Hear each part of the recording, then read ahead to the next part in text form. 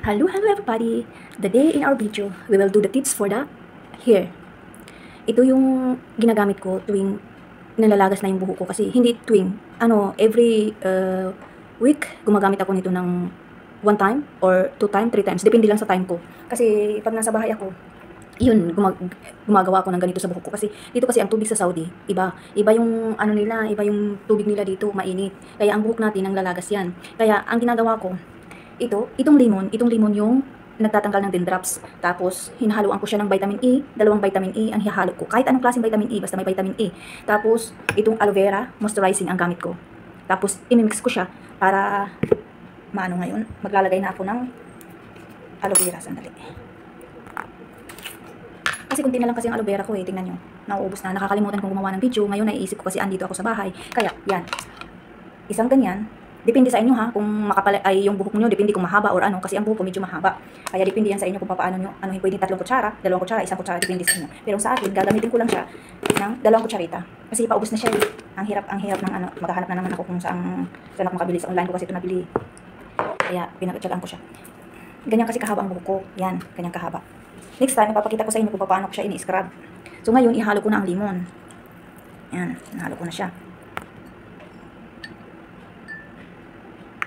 Tapos, ihahalo ko rin ang vitamin E. Depende sa inyo kung 2 ang gagamitin nyo. Huwag din masyadong marami kasi mag-over yung buhok nyo. Okay? So, 2 kasi ang gamit ko eh. Hindi nyo pakita dito.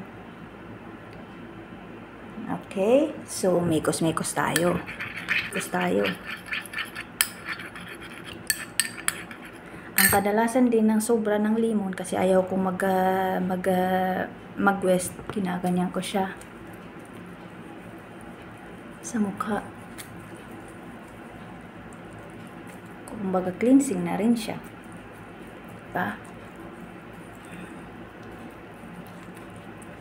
Tapos dito rin kini-clean ko siya.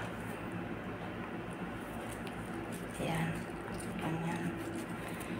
Tapos dahil tapos ko na siya sa aking buhok, medyo may tubig-tubig na siya. Kasi kasama na yung dyan, limon, yung pantanggal ng dandruffs. So ngayon, idahan-dahan ko siya. Maganda sana kung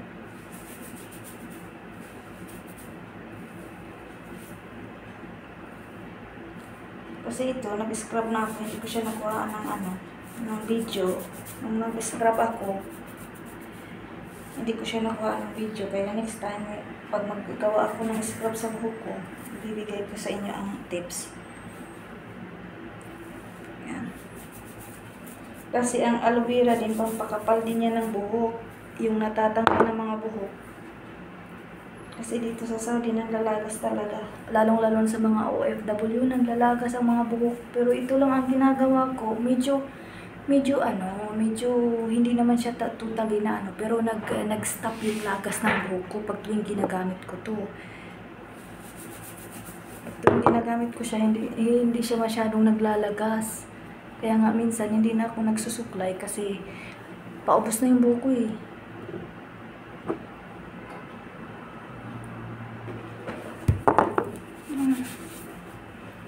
Ayan. Tapos ibabad mo yan siya. Sayang. Ikos-ikos mo yung buhok mo.